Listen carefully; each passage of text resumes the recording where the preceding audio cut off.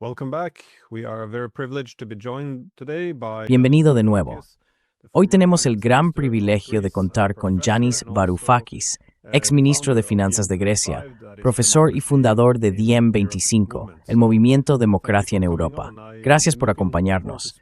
Tenía muchas ganas de hablar con usted sobre el nuevo plan de paz de Trump, que muchas personas interpretan como un intento de apartar y sustituir a las Naciones Unidas y al propio derecho internacional. Usted califica el plan de paz de Trump como una abominación. ¿Por qué me dirías tan peligroso? Why do you see this being so dangerous? I don't just see it as being dangerous. I think that historians of the future will remember. No lo veo solo como algo peligroso. Creo que los historiadores del futuro recordarán el 17 de noviembre de 2025, cuando la resolución 142803 del Consejo de Seguridad aprobó la Junta de la Paz, con Donald Trump como su propietario y presidente. Esa aprobación por parte del Consejo de Seguridad, creo, pasará a la historia como el fin de las Naciones Unidas. En esencia, las Naciones Unidas se abolieron a sí mismas mediante esa resolución. En aquel momento, recordarás, solo 2 países se abstuvieron en el Consejo de Seguridad, China y Rusia. Debo decir que me enfadó que lo hicieran. Pero por otro lado, cuando escuché sus argumentos, pensé que lamentablemente quizá tuvieran razón. Unfortunately, they may have a point. But the reason why I'm saying that it abolishes the United Nations. Pero la razón por la que digo que esto abole las Naciones Unidas, Glenn, es porque si lo piensas bien, en esencia lo que hace es reconocer el fin de la historia, no en los términos de Francis Fukuyama, sino en lo que respecta al fin de la historia del conflicto israelí-palestino. Recordarás, y estoy seguro de que nuestra audiencia lo sabe muy bien, que el Consejo de Seguridad de las Naciones Unidas ha estado emitiendo declaraciones cada pocos meses, cada año, constantemente algún intento de mantener en marcha el proceso de paz o lo que queda del proceso de paz entre las dos partes, la israelí y la palestina. Y las Naciones Unidas tienen esta táctica, o digamos no una táctica, sino una memoria institucional, por la cual cada resolución sigue a las resoluciones anteriores. Every resolution follows the previous resolutions. So, if you follow the history. Así que si sigues la historia del compromiso de las Naciones Unidas con la cuestión de Palestina, verás que existe una continuidad. Comienza con el reconocimiento de 2 estados paralelos, Israel y un estado palestino. Uno de ellos fue inaugurado, el otro nunca lo fue. Y luego continúa con resoluciones tras cada batalla librada, tras cada derrota del pueblo palestino. Lo que hizo la resolución del 17 de noviembre fue aceptar la Junta de Paz como el siguiente paso en este proceso. Pero también denunció toda esta historia. En esencia, fue un éxito notable de Donald Trump al intervenir y salvarle el pellejo a Benjamin Netanyahu, porque recordarás que antes de esa resolución, antes del alto el fuego, el llamado alto el fuego, porque no hay tal alto el fuego.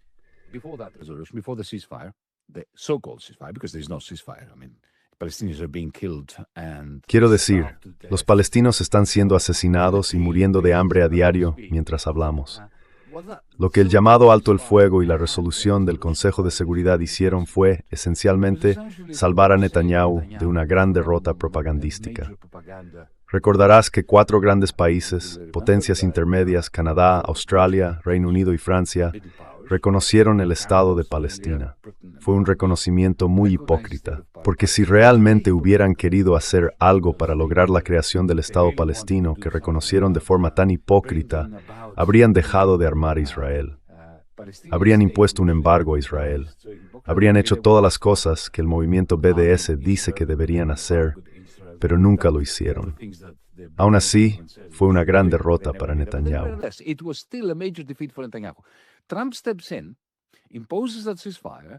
Trump interviene, impone ese alto el fuego y plantea la idea de una Junta de la Paz que estará totalmente al margen del derecho internacional, totalmente al margen de la historia de los territorios palestinos ocupados como territorios ocupados, y que en la práctica reinicia el reloj, como si volviéramos a 1945 o 1948, o quizá incluso antes. Eso salvó a Netanyahu, porque seamos sinceros, la Corte Internacional de Justicia, en junio de 2024, había estipulado claramente que Israel estaba violando el derecho internacional y había ordenado a Israel retirarse de Jerusalén Este, Cisjordania y Gaza. Había condena internacional por el genocidio. El Tribunal Penal Internacional había procesado a Netanyahu y a su exministro de Defensa como criminales de guerra. Y con esa resolución, el Consejo de Seguridad de las Naciones Unidas anuló efectivamente todo eso.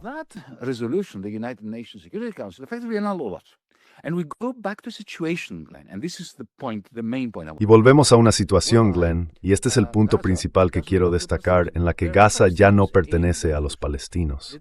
No hay palestinos en la resolución. No existen. Es como si fuera terra nullius, una tierra vacía.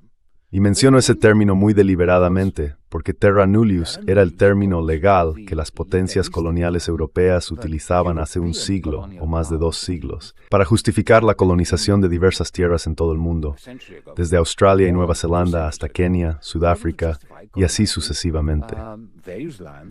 Lo primero que hacían los colonizadores europeos era afirmar que la tierra no tenía pueblo, ni historia, ni propietarios de ningún tipo. And no history, no owners. It's outside international law. It's like, going to an asteroid. Está fuera del derecho internacional. Es como, ya sabes, ir a un asteroide entre Júpiter y, no sé, algún otro planeta. Y ya sabes, el hecho de que las Naciones Unidas reconozcan eso y reconozcan que va a haber una corporación, una empresa privada, que tendrá como presidente vitalicio a un hombre, no a un presidente, no a un representante del pueblo, sino a un hombre llamado Donald J. Trump. Y él no tiene ninguna obligación en absoluto. No responde ante el Consejo, no responde ante las Naciones Unidas, ni siquiera responde ante el Congreso de los Estados Unidos de América. Simplemente tiene que presentar un informe cada 6 meses a las Naciones Unidas, si quiere. Ni siquiera es un informe que tenga que ser aprobado, ni nada por el estilo. Así que, esencialmente, las Naciones Unidas se anularon a sí mismas cuando aprobaron esa resolución el 17 de noviembre de 2025. Y así es como voy a concluir mi larga respuesta. Perdón por extenderme tanto, pero estoy furioso con todo esto. ¿Por qué los franceses y los británicos, que supuestamente habían reconocido el Estado de Palestina, incluida Gaza, apenas unas semanas antes, aceptaron eso? Pues lo aceptaron porque para ellos era algo que concernía a gente morena de Oriente Medio. No les concernía a ellos. Ahora ya lo saben. Saben que el Consejo de la Paz no trató de Palestina, no trata de Gaza.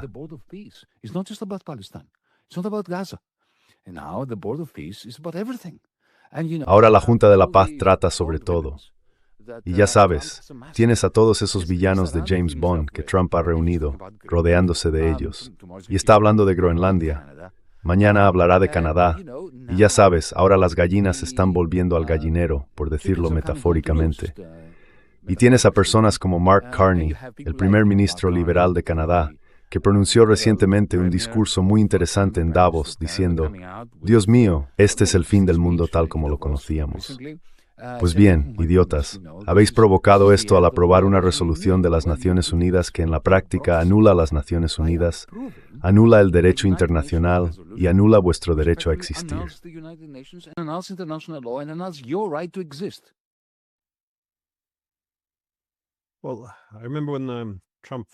Bueno, recuerdo cuando Trump propuso por primera vez limpiar étnicamente a toda la población de Gaza, hacer que Estados Unidos tomara el control de la región y crear esa Riviera de Oriente Medio.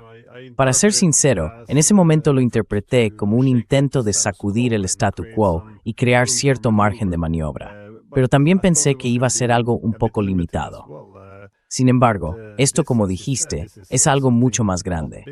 Quiero decir, de nuevo, no lo tomé al pie de la letra, porque lo que dice y lo que hace son 2 cosas muy diferentes.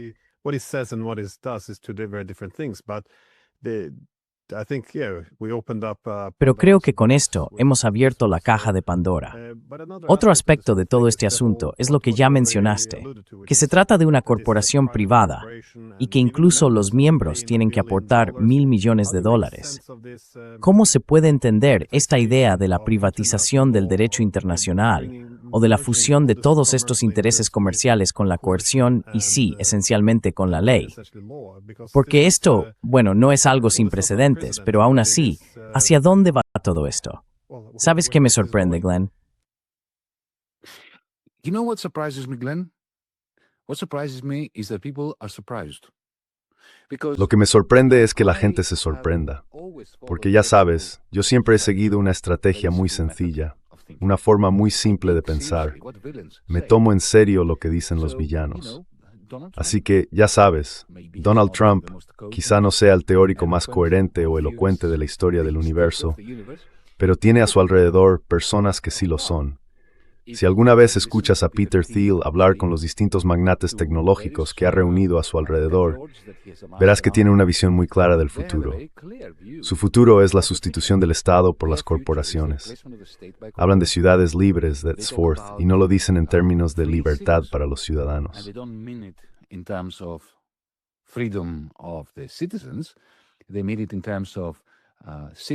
Lo dicen en el sentido de ciudades que pertenecen a corporaciones, donde el consejo, los miembros del consejo de la corporación, son libres de hacer lo que quieran con la ciudad.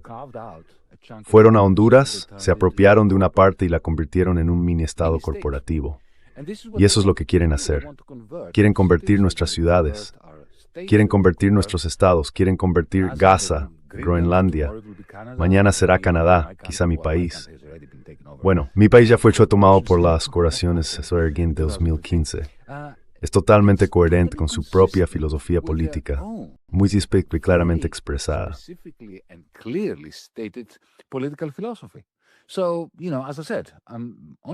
Así que ya sabes, como dije, solo me sorprende que la gente se sorprenda. Y aludiste al hecho de que esto no es algo sin precedentes. Ahora bien, si miras la historia del colonialismo, no comienza con los estados, sino con las corporaciones. Fueron la Compañía Neerlandesa de las Indias Orientales y la Compañía Británica de Indias Orientales las que conquistaron Asia, y corporaciones similares conquistaron África. La gente dice, y tú lo mencionaste, Dios mío, me veces cesation de la gente que aporte $1,000 millones para ser, ya sabes, miembros legítimos Consejo de la Paz. Members of the Board of Peace. Well, isn't that how the East India Company was created? Bueno, ¿no fue así como se creó la Compañía de las Indias Orientales? Un grupo de empresarios se reunió en una especie de edificio con techo de paja en Londres, hacia 1599, si la memoria no me falla. Todos aportaron dinero y se convirtieron en accionistas, y no solo en accionistas, sino que además las acciones eran negociables. Y allá fueron. Ocuparon y se apoderaron de la India, luego de Indonesia y después de partes del sudeste asiático. En un momento dado, la Compañía de las Indias Orientales tenía 200,000 soldados bajo su mando. Solo más tarde fue nacionalizada, cuando se enfrentó a dificultades financieras, un rescate estatal, o más bien, un rescate de la corona.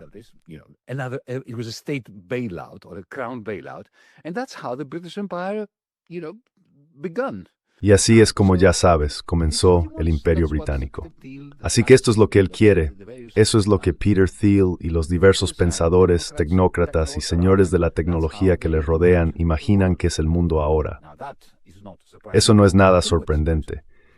Te diré lo que sí es sorprendente, bueno, quizá no tanto, pero aún así más sorprendente, que el resto del mundo lo aceptara. Los británicos lo aceptaron, los franceses lo aceptaron, todos y cada uno de los países árabes lo aceptaron. Turquía, que apoyó a Hamas en gran medida, lo aceptó.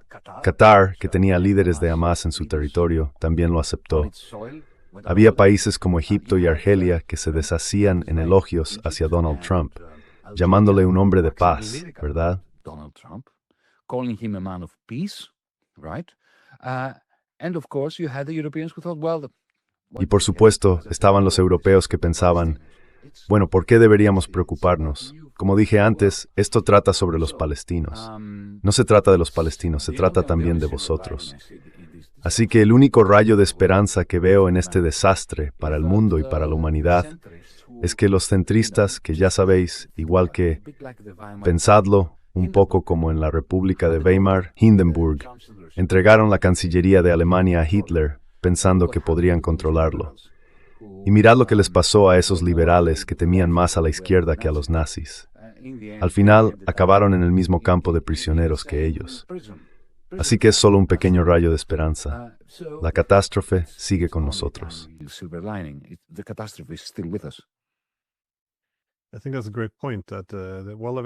Creo que es un gran punto. Bueno, al final también vendrá por vosotros. Y creo que fue evidente en un mensaje que Macron envió a Trump, que Trump luego publicó ese mensaje privado en su Truth Social. Aparentemente Macron le escribió diciendo: escucha, estamos completamente contigo. Estás haciendo grandes cosas en Siria e Irán. Estamos totalmente contigo, pero deja en paz a Groenlandia. Esa suposición de que, si simplemente le animamos y le apoyamos en lo que pueda estar haciendo en otras partes del mundo, quizá nos deje tranquilos. Pero creo que en realidad estamos alimentando y fortaleciendo a ese monstruo que, como has dicho, va a quedar fuera de nuestro control. Pero, ¿qué significa esto para...?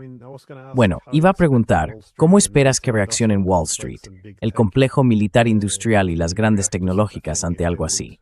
¿Lo apoyarían? Porque, en general, ese es un man zich kapitaingend, en night readings your stantry, at Mainbird, and then por graced, das te bereave.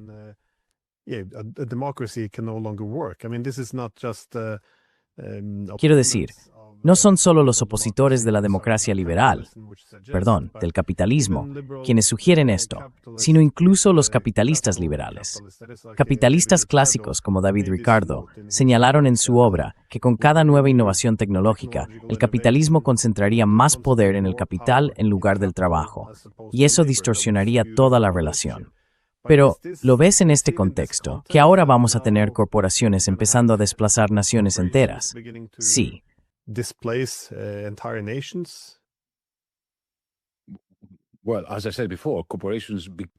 Bueno, como dije antes, las corporaciones iniciaron el proceso del imperialismo. Y ya sabes, el militarismo, el corporativismo y el imperialismo iban de la mano. En cierto momento, cuando las corporaciones, igual que cuando Wall Street se hundió en 2008, fueron esencialmente nacionalizadas, básicamente rescatadas. Sus pérdidas se trasladaron al Estado. Esto es exactamente lo que ocurrió hace décadas. Y ahora que se han recuperado, están volviendo a hacerse con el control de los Estados. Así que me preguntaste cuál será la respuesta del complejo militar industrial, de las grandes tecnológicas y de Wall Street. Déjame responderte una por una.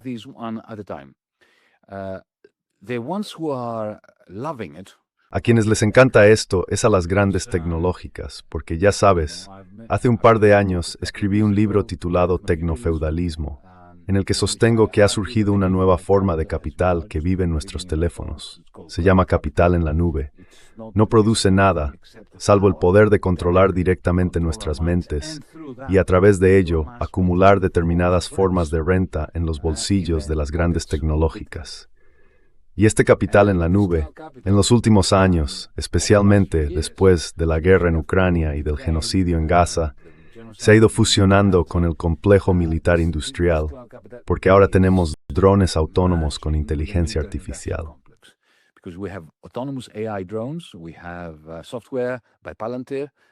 Tenemos software de Palantir ejecutándose en los servidores de Amazon Web Services, Google y Microsoft.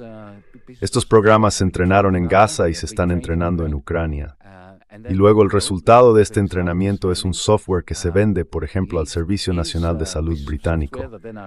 Así que tenemos la privatización del Servicio Nacional de Salud por parte del capital estadounidense en la nube, entrenado en los campos de batalla de Gaza. Como dije, a las grandes tecnológicas les encanta, y por eso personas como Jeff Bezos, Mark Zuckerberg e incluso Elon Musk, que no simpatizaban, incluso despreciaban a Donald Trump, ahora le rodean.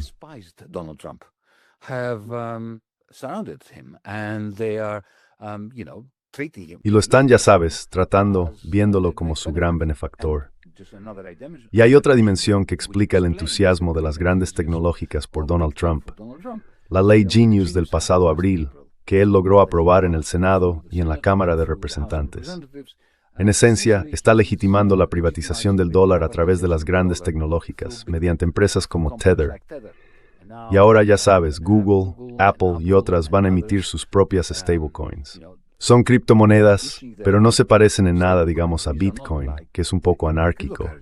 No, estas son criptomonedas denominadas en dólares estadounidenses. These are US dollar denominated cryptocurrencies, and that is going essentially. Y eso significa que esencialmente estamos volviendo al siglo XIX, cuando los bancos privados tenían la capacidad de acuñar dólares, una capacidad que más tarde fue asumida y monopolizada por la Reserva Federal.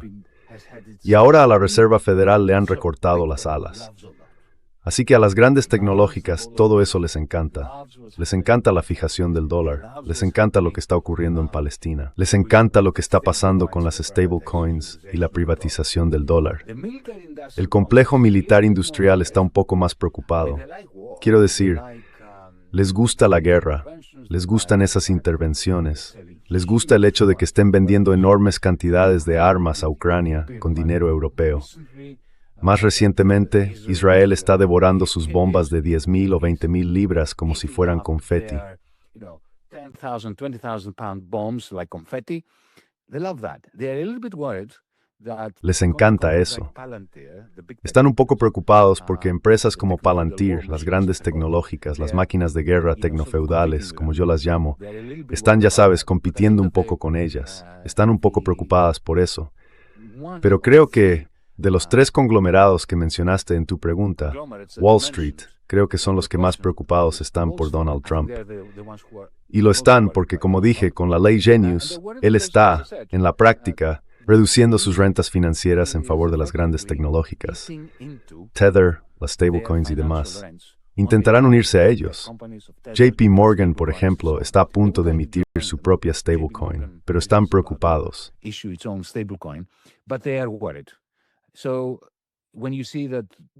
Así que, cuando ves que Donald Trump está luchando por ya sabes quién va a controlar la Reserva Federal, está intentando recortar las alas del presidente de la Fed y también limitar los poderes de la institución mediante leyes como la ley Genius. Esto se debe a que la Fed pertenece a los grandes bancos, los bancos de Wall Street, y no quieren tener que competir con Silicon Valley, con la costa oeste. Sin embargo, me parece evidente que al menos hasta ahora, Donald Trump consigue dominar a esos tres, Wall Street, las grandes tecnológicas y el complejo militar industrial. Y todos ellos apoyan lo que está haciendo con la Junta de la Paz y la disolución en esencia de las Naciones Unidas, convirtiendo a la ONU, en la práctica, en lo que fue la Sociedad de Naciones, una cáscara vacía.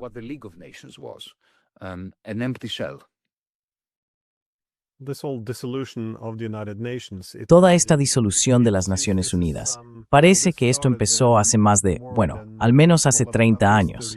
Mencionaste antes al primer ministro de Canadá y sus comentarios en Davos. Y me pareció interesante porque más o menos calificó el llamado orden internacional basado en normas de fraude. Estoy de acuerdo con ese sentimiento porque si retrocedes hasta Kosovo, fue entonces cuando empezamos a decir, no fue legal, pero fue legítimo. La suposición era que la legitimidad se basaba en una justificación liberal, democrática o humanitaria. En otras palabras, lo que decíamos era, el derecho internacional es supremo. Sin embargo, como somos los campeones de la democracia liberal, se nos permite invocar los derechos humanos y la democracia para otorgarnos a nosotros mismos el derecho a quedar exentos. No a los chinos, ni a los rusos, ni a otros, solo a nosotros. Es, en cierto modo, la prerrogativa exclusiva de Occidente Politi.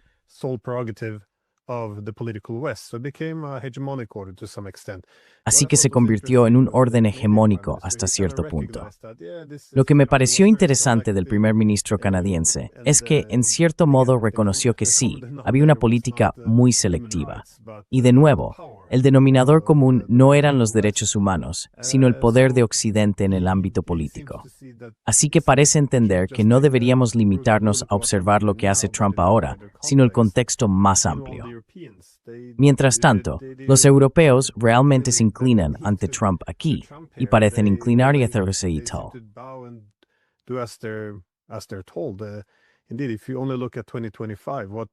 En efecto, si solo miras 2025, lo que apoyaron en Gaza, los ataques a Irán, no mencionaron el bombardeo estadounidense en Nigeria, pero también su participación en Yemen y, por supuesto, la instalación de ese gobierno horrible en Siria.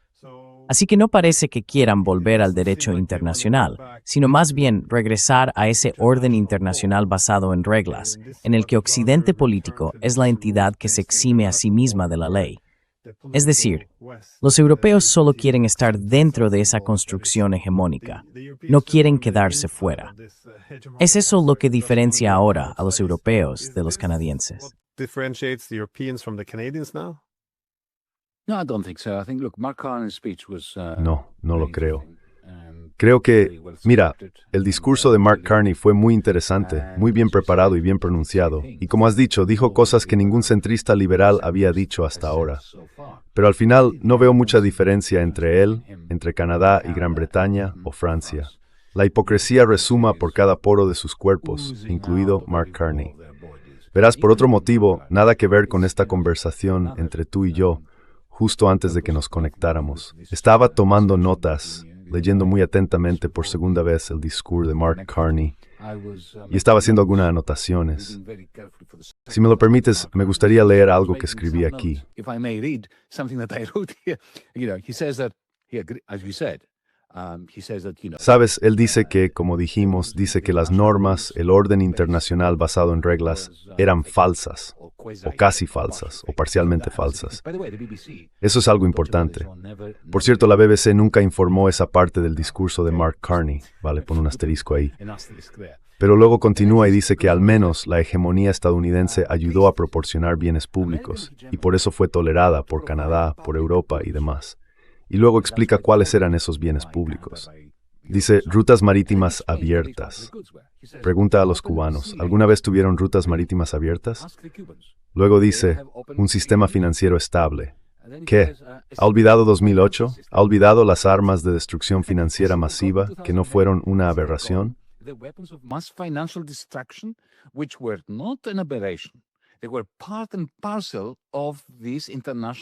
Formaban parte integrante de ese orden internacional basado en normas, sea lo que sea eso de basado en normas. Todo el llamado consenso de Washington se construyó sobre la financiarización.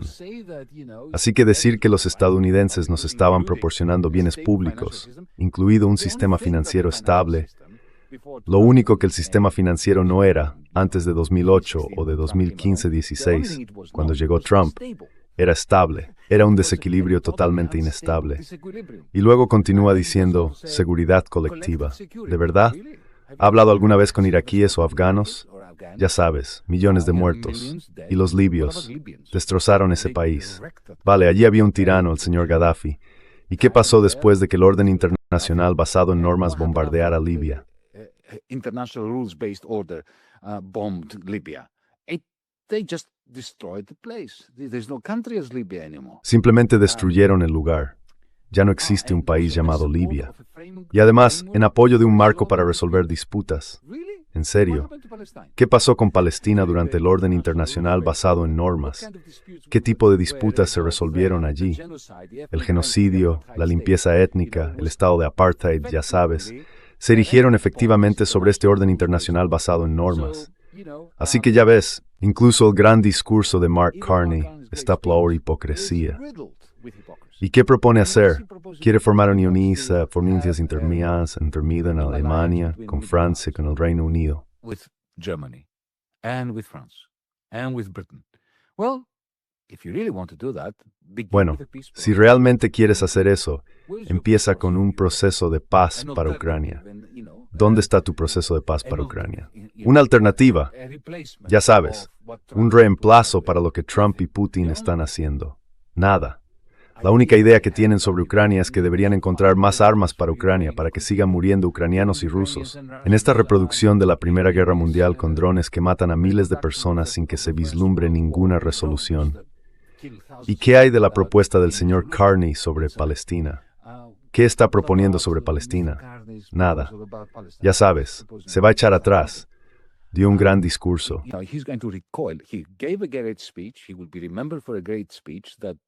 Será recordado por un gran discurso que describió la situación de forma bastante razonable, pero que no ofrecía absolutamente nada en cuanto a qué hacer al respecto. Porque seamos sinceros, ya oíste lo que dijo Trump hoy. si Canadá ratifica el acuerdo de libre comercio con China, les va a imponer aranceles del 100%. Ahora bien, ¿qué pasa con los trabajadores del sector del automóvil en Canadá que perderán sus empleos porque producen coches y piezas de repuesto para empresas estadounidenses? ¿Tiene él un plan para eso? ¿Va a invertir en traer a BAE para que sustituya a Ford y General Motors? No, no tiene ningún plan así.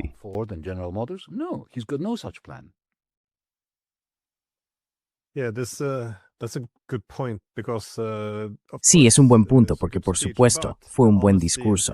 Pero la honestidad y los principios que de repente empieza a defender, hay que preguntarse, ¿por qué ahora? Y ya sabes, el día anterior, Trump salió y publicó en Truth Social un mapa de América del Norte que había generado con IA, mostrando a Canadá coloreada con la bandera estadounidense, justo delante de una audiencia europea. Así que sabe que después de Groenlandia, puede que Estados Unidos vaya por Canadá. Parece que de repente por eso entran en juego esos principios. Pero sigue siendo extraordinario que no haya más resistencia ante esto. Como última pregunta, ¿ves esto en el contexto más amplio de que Estados Unidos tenga que encontrar un nuevo enfoque para su dominio? Porque después de la Segunda Guerra Mundial, Estados Unidos obtuvo muchas ventajas. Era un líder tecnológico y gracias a la guerra había desarrollado ese poder industrial. Through the war, it had built up this industrial power. It had begun to control all the international sea. Había empezado a controlar todas las rutas marítimas internacionales. Afirmó su control sobre muchos de los recursos naturales de Arabia Saudí y de otros lugares. Desempeñó un papel clave en las instituciones financieras, el Banco Mundial, el FMI, y por supuesto, el mundo adoptó entonces el dólar como moneda de reserva mundial, así que era el hegemón económico. En ese sentido, un sistema económico liberal es algo positivo cuando eres el hegemón, al igual que Gran Bretaña en el siglo XIX, porque significa que integras el mundo bajo tu administración. Pero lo que vemos ahora es la desesperación de Estados Unidos. Todas estas guerras, las guerras económicas, ¿está esto arraigado en la incapacidad de competir con China y, en general, en el agotamiento de Estados Unidos, como se ve con su deuda? En esencia, es un esfuerzo desesperado por barajar de nuevo las cartas, desarrollar un nuevo sistema, cualquier cosa que devuelva a Estados Unidos al trono.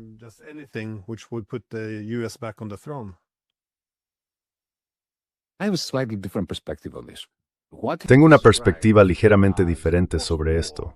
Lo que describiste como la hegemonía estadounidense de posguerra terminó en 1971. Fue exactamente como dijiste hasta entonces, durante la era de Bretton Woods. En las décadas de 1950 y 1960 había un hegemón. Era un país con superávit, tecnológicamente avanzado, un exportador neto. Y el objetivo principal de Bretton Woods, Glenn, era mantener la posición de superávit de Estados Unidos. A finales de los años 60, perdieron esa posición por varias razones, en las que no necesitamos entrar ahora, entre ellas la guerra de Vietnam, la gran sociedad y el hecho de que el capital estadounidense invirtió fuertemente en la industria alemana y japonesa. El resultado fue que las industrias alemana y japonesa se volvieron más eficientes que las estadounidenses.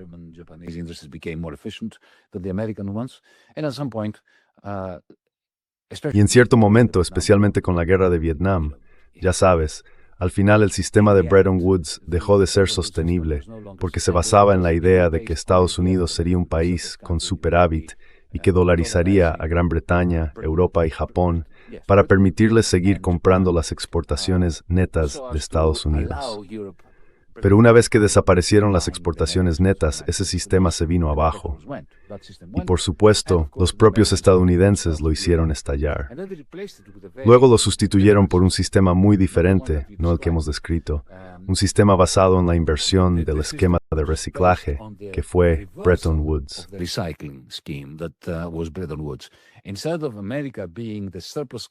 En lugar de que Estados Unidos fuera el país con superávit, reciclando sus excedentes hacia Europa y Asia, especialmente Japón y más tarde China, lo que ocurrió fue que pasó a tener un déficit y utilizó ese déficit para generar demanda agregada en Europa, Japón y posteriormente China. Les enviaba pagarés, llamados dólares, que luego se repatriaban a Nueva York y se convertían en tres cosas: bonos del gobierno, es decir, financiación del gobierno federal estadounidense. En segundo lugar, algunas acciones que se permitía comprar a los extranjeros. Y en tercer lugar, principalmente bienes inmuebles, que fue lo que hizo de Donald Trump lo que es Donald Trump. Real estate, which is what made Donald Trump Donald Trump. So, this attempt to maintain the... Así que ya sabes, este intento de mantener la hegemonía después de haberse quedado atrás, después de haberse convertido en un país con déficit, ese fue Nixon. Y Nixon no tuvo ningún problema en librar una guerra económica contra sus aliados. Así que ya sabes, Trump no es el primer presidente en librar una guerra económica. Cuando John Connally, el secretario del Tesoro bajo Richard Nixon, fue a Europa después de que el sistema de Bretton Woods se viniera abajo el 15 de agosto de 1971, les dijo a los europeos, estáis fastidiados. He venido a pagaros. El dólar es mi moneda y vuestro problema. Y los europeos entraron en pánico y ya sabes, intentaron crear su propio Bretton Woods, su propio sistema de tipos de cambio fijos.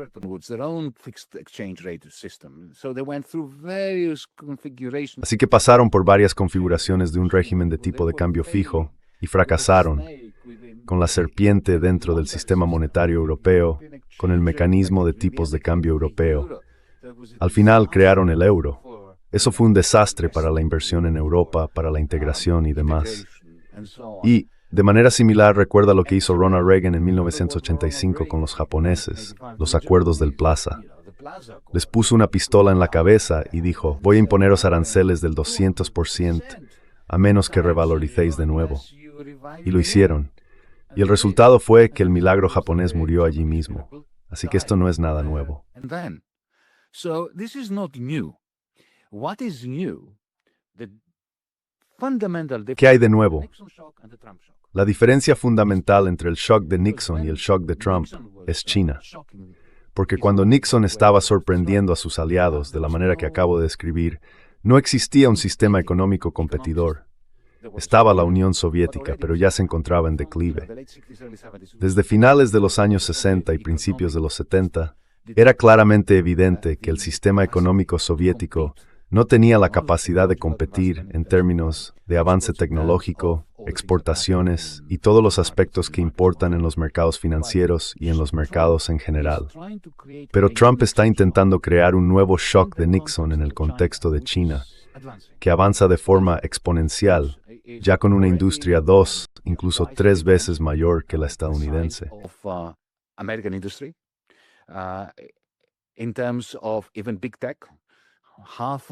En cuanto a las grandes tecnológicas, la mitad de los expertos en inteligencia artificial del mundo ahora son chinos. No son británicos, ni alemanes, ni de otros países, son chinos. En energía verde ya vemos una reducción de la dependencia de los combustibles fósiles y una expansión masiva de las energías renovables, de las que Europa, y en particular la América de Trump, se están alejando. Así que está intentando ampliar la hegemonía estadounidense, privatizando el dólar mediante la ley Genius, como mencioné antes, y básicamente haciendo estallar la Unión Europea, Canadá y sus aliados, porque es un realista. Intentó embaucar a los chinos.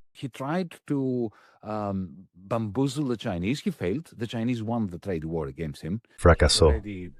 Los chinos ganaron la guerra comercial contra él. Ya ha sucumbido en la práctica a eso. En abril verás que habrá una reunión entre Trump y Xi y ampliarán la tregua. Y creo que seguirán ampliándola, porque Estados Unidos necesita a China más de lo que China necesita a Estados Unidos, en lo que respecta a las tierras raras y a una serie de materiales críticos para los intereses estadounidenses y para el complejo industrial estadounidense. Lo que él está diciendo es, de acuerdo, voy a extraer el máximo ISO de mis aliados y voy a coexistir con los chinos.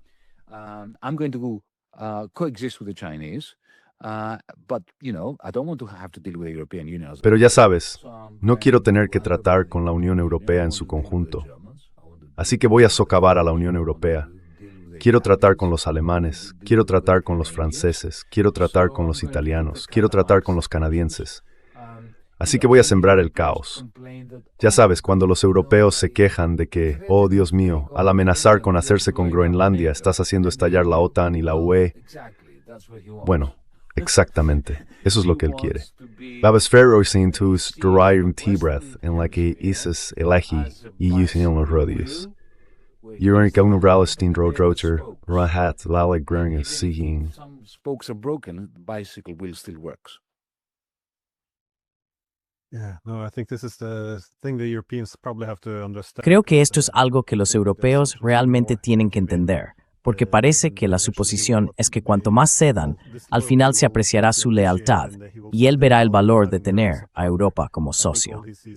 Pero creo que lo único que él ve es debilidad y solo busca algo que pueda extraer mientras se desvincula de Europa.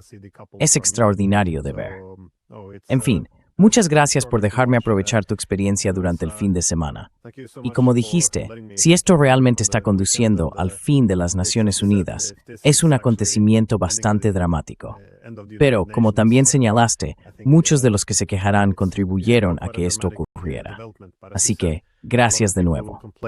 Help to bring this about as well. So, thanks again. Gracias, Glenn.